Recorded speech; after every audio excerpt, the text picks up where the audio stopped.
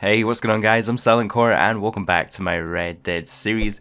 Today I'm going to be going over 5 things that you guys need to do before the Blood Money DLC drops in Red Dead Online. And this isn't only to prepare yourself for the new content, the criminal based content that's coming to the game, but also to prepare yourself for changes that are potentially made to the current game. Rockstar usually includes a lot of quality of life and also nerfs in their DLC updates, all packaged into one.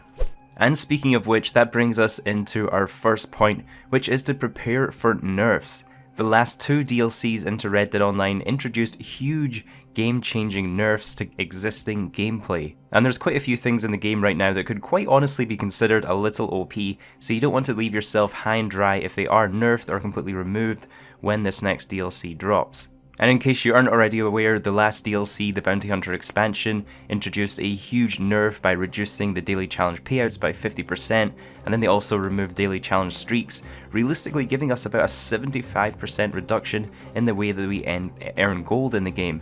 And then the DLC before that, the Naturalist DLC, that had a huge nerf on the collector role and the way that we earn cash through that role. Certain collectibles went from 100% odds all the way down to 2% odds after that nerf. So if Rockstar feels there's any OP methods in the game right now, they'll likely be patched along with this next update, and I'm kind of actually expecting there will be some kind of nerf or change to the way that the collection sets currently work. Now, handing in those full collection sets to Madame Nazar is not only a great cash boost, but you get a huge XP boost, which is what a lot of players use to quickly level up their outlaw passes in the game. And remember, Rockstar doesn't want us to level up these outlaw passes quickly. It's in their best interest to make them as slow and grindy as possible and encourage players to have to jump through the levels by paying those gold bars to level skip. Because the more players out there that are having to spend their gold bars to not only buy the pass but also skip through the levels are also going to be driving microtransactions to Rockstar for gold bar sales.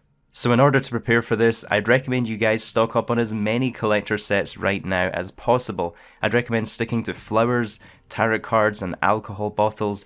They're the only guaranteed sets that you can get. You can use the map, I'll have it linked in the description, where you can go through and find every location each day as it refreshes and get yourself a full set each day. All of the other sets are now randomized, and after they were nerfed with the Naturalist update, coins and arrowheads are no longer worth your time with your horrible odds for some of the rarer ones. By saving up those collector sets, you'll not only be protecting yourselves if there's another randomized nerf to the collector role, since Rockstar clearly hate us using that collector map, but you'll also have collector sets stocked up to quickly progress through the next quick draw pass, assuming that method works in the next DLC.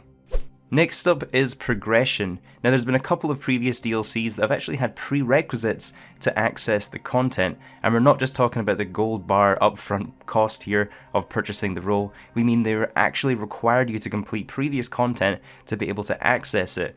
So for example, the Bounty Hunter expansion update, that one required you to have already purchased the Bounty Hunter license to purchase the prestigious one. And then back in the Moonshiners update, that one actually required you to be level 5 in the trader role before you could become a Moonshiner. Now from everything we've seen so far, the Blood Money DLC doesn't look to have any role attached, but Rockstar could require players to have at least completed some of the story missions as a prerequisite for starting this DLC. I would definitely recommend you guys go ahead and complete all 15 story missions in Red Dead Online, and that is not counting any of the role specific missions. These are just this kind of story missions in Red Dead Online.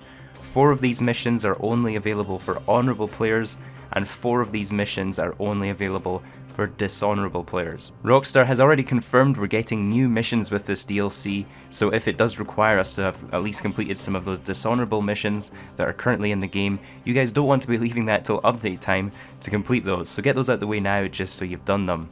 Moving on to treasure maps. So first of all, there's actually a limit of how many treasure maps you can own on your account at once, and when you reach that cap, you'll actually stop receiving treasure maps as rewards. And I'm pretty guilty of this. I tend to let them build up for quite a while before I complete them. I know they can be quite tedious to complete, and especially if you have a lot saved up, you're going to have to spend quite a few hours working through them.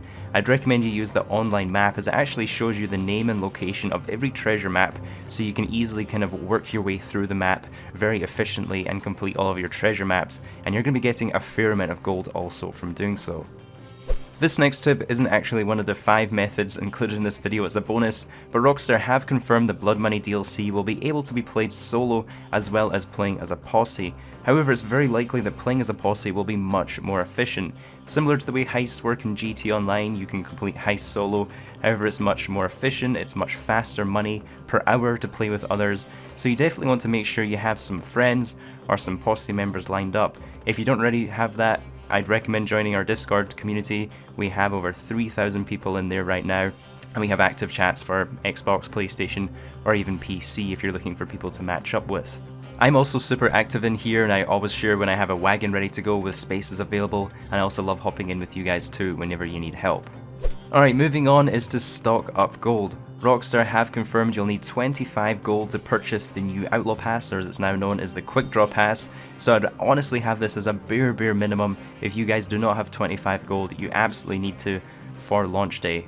If you want to be comfortable, I'd recommend trying to get between 50 to 100 gold bars, as it's likely gold bar prices will be hiked across the board since there's no roll attached to this one, so Rockstar are likely to subsidize that upfront gold cost to be on the cost of a lot of other items in the game.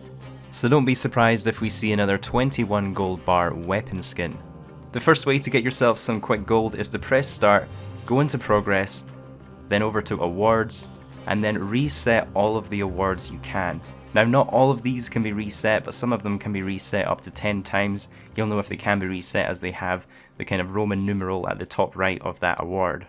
I try to reset these as much as I can as I see them being unlocked when I get the notification it's been unlocked, but I usually always have at least one ready to reset that I've missed whenever I check this menu, so make sure you guys go in there and check and reset everything that you may have missed waiting to be claimed. The next thing to do to build gold is build your daily challenge streak. I know this sucks post-nerf guys, but it's still literally one of the easiest ways to get gold in Red Dead Online. Try to build up your daily streak as much as possible before the DLC hits, as there's pretty likely to be new criminal-based daily challenges added with the next DLC, so you want to take advantage of those also. And the last tip for you guys is to stock up on provisions. This update is likely to require a lot of ammo, provisions, tonics, whether it's for taking on train robberies or going against other players in your server during PvP, you want to make sure you're prepared. What I like to do is buy the max of everything in my catalogue, and that way I always have it in my post office box, so I can just head to any post office or even my camp lot box and fully stock up all my ammo very quickly. It's a lot more efficient than going to the ammo store every time you want to buy new ammo for your gun, and you can only hold a limited amount that you can actually carry on you, whereas if you use the catalogue you can actually store the max amount that can be held in your post office box, which is a lot more. So yeah, I always like to make sure I'm stocked up on all types of collectibles, all types of herbs in the game, materials, and basically everything else, so I can spend the most amount of time enjoying the new content and not have to worry about gathering anything come release day. Say for example they add some new crafting or requirements in the game where you have to collect something. You want to make sure you basically have everything already prepared. So that was my top 5 things to do before the Blood Money DLC. Feel free to leave a comment down below if you guys have any tips of your own you'd like to share with us. If you guys do enjoy these videos, I'd really appreciate if you could leave it a like. It's only one click and really helps out the video. And if you guys are new, don't forget to subscribe so you don't miss out on any future breaking information for Red Dead. Have a great weekend guys, and I'll catch you in the next one.